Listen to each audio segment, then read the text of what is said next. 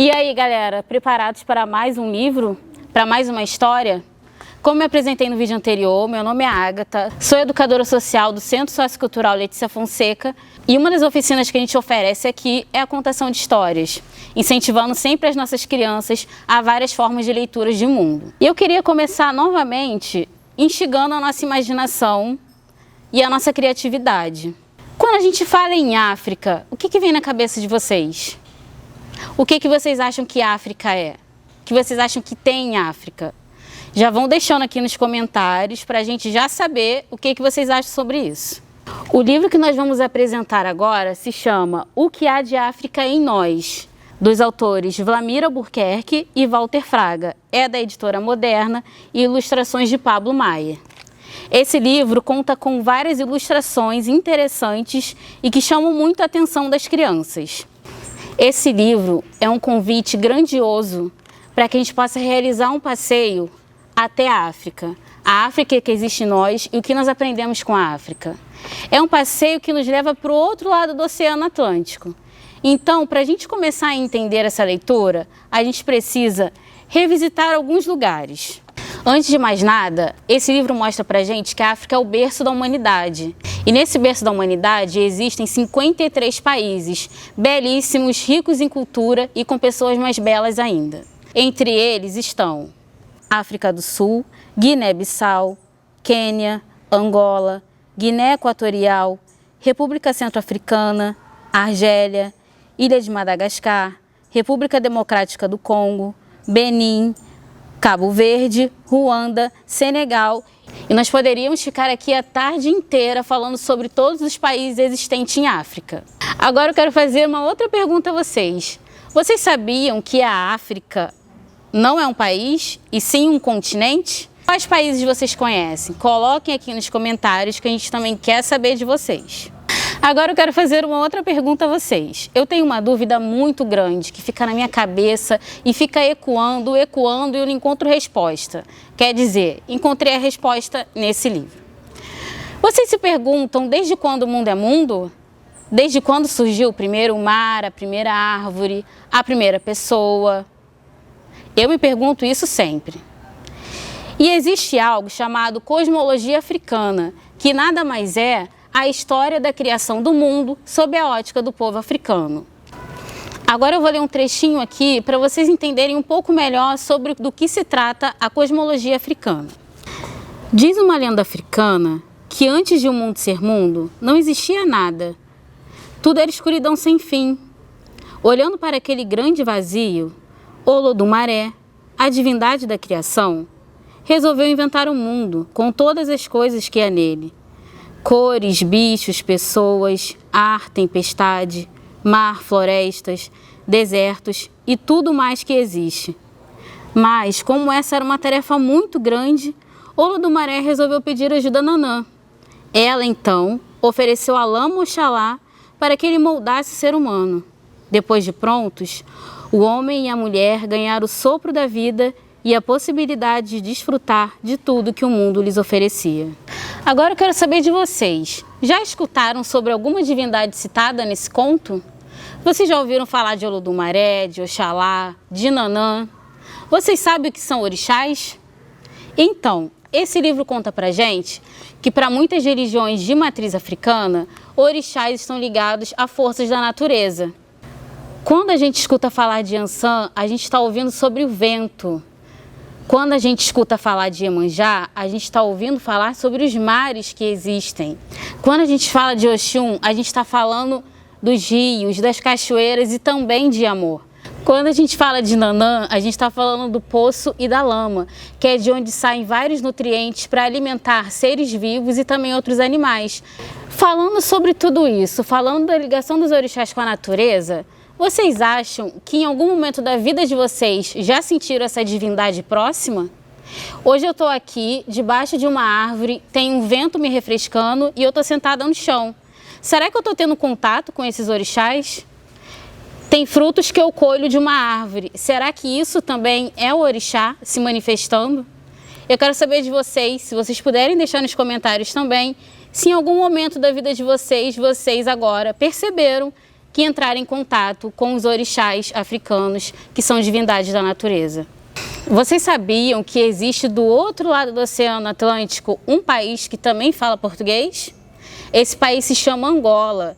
E para a gente chegar até lá, a gente precisa primeiro entender que existem dois oceanos que nos separam, que é o Atlântico e o Índico, e que a África também é rodeada pelo Mar Mediterrâneo. Agora eu vou ler um trechinho desse livro para a gente entender um pouco por que Angola também fala português. Eu precisei contar também. Séculos atrás, muitas pessoas eram capturadas em várias regiões da África e vendidas como escravas para diversos países, incluindo o Brasil. Essa migração forçada uniu para sempre o Brasil aos povos africanos. E era justamente nas praias angolanas que começavam muitas dessas viagens, cheias de sofrimento, separações, medo e coragem.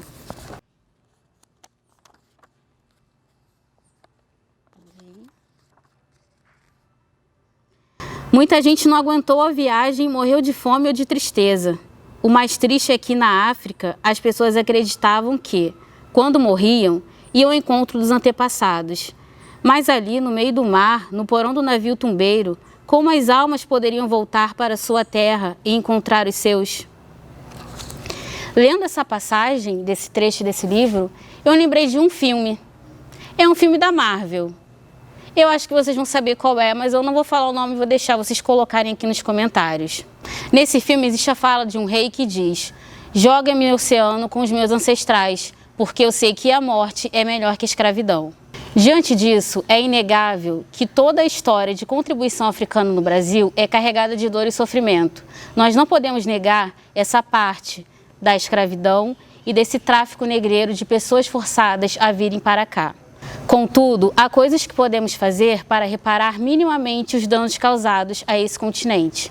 E uma delas é o reconhecimento da contribuição desse povo para a cultura brasileira junto aos povos indígenas. Nós podemos reconhecer grandes nomes da literatura, grandes nomes da ciência, na gastronomia, no nosso samba, na nossa dança, além da forte influência na nossa culinária como o vatapá, o acarajé, o caruru. Nós também temos outras heranças, que é a celebração que acontece aqui no Rio de Janeiro, especialmente no dia 2 de fevereiro, que é o dia de Iemanjá, é o dia de saudar a rainha do mar. Iemanjá é conhecida como mãe de todas nós, porque ela atravessou o Oceano Atlântico nos navios, junto com o seu povo, os acalentando naquele momento de dor e sofrimento. Ela saiu de África e veio para cá. E ela sempre lembra pra gente que, apesar das dores e sofrimentos, nós teremos ela para recorrer e abraçar. E lembrar que, apesar de tudo, também há alegria e há acalanto. Sendo assim, Iemanjá é a nossa grande realeza, nossa grande rainha. E por falar em realeza, precisamos reconhecer as rainhas que existiam em África e que existem também aqui no Brasil. Porque para ser rainha, a gente não precisa só ter coroa.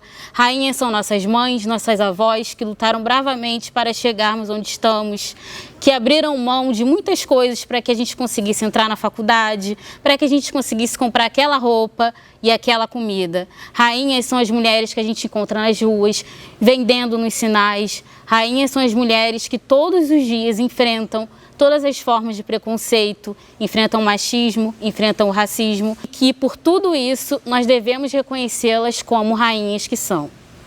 Temos a nossa rainha Nzinga, nossa rainha de Sabá, Dandara dos Palmares, Luísa Marim. No Brasil temos MC Sofia, que é uma criança preta, que diz a outras crianças pretas como elas são belas e também são rainhas. Temos também a nossa rainha MC Carol, que colabora com as aulas de histórias com seu funk "Quem descobriu o Brasil não foi Cabral". Temos também outros grandes nomes, como o escritor Machado de Assis, Luiz Gama, advogado abolicionista, orador, jornalista, escritor e patrono da abolição da escravidão no Brasil. Tia Ciata, Clementina de Jesus.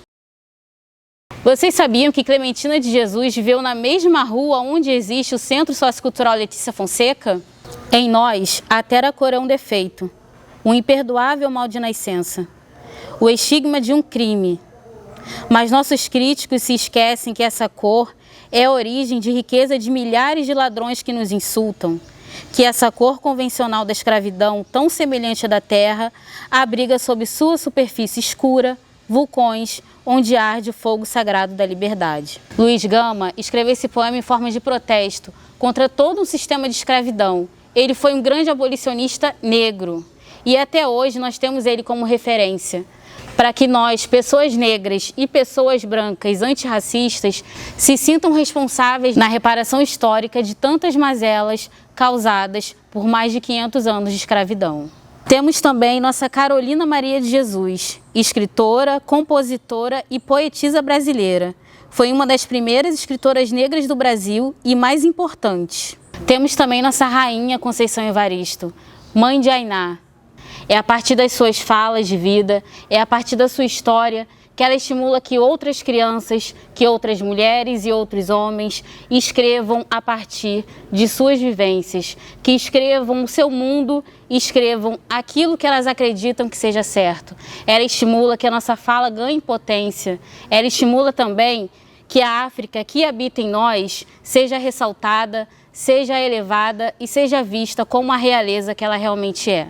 E agora que estamos chegando ao final dessa viagem, para o outro lado do continente, retornando ao Brasil, eu vou ler mais um trechinho desse livro que resume muito bem tudo que os autores quiseram mostrar para a gente. Aqui a gente pode observar a festividade de Iemanjá e uma família olhando para o oceano. Nessa imagem, a criança vira para o seu pai e pergunta: pai, navegando por esse mar afora, a gente pode chegar à África, não é? Verdade, filho, mas depois do que vimos hoje aqui, sinto que não precisamos nem atravessar o mar para chegar à África. Uma parte significativa dela está no Brasil. E agora que chegamos ao final de mais uma história, também queremos saber de vocês aqui nos comentários o que há de África em vocês. O que há de África no bairro onde vocês moram, na casa onde vocês moram, nas escolas. O que vocês sabem e aprenderam sobre a África. Vai ser muito importante esse retorno para a gente formular futuramente novos vídeos para vocês. Não deixem de se inscrever no canal, dar like no vídeo e não deixe de clicar aqui em cima para assistir o próximo vídeo do projeto Para Gostar de Ler.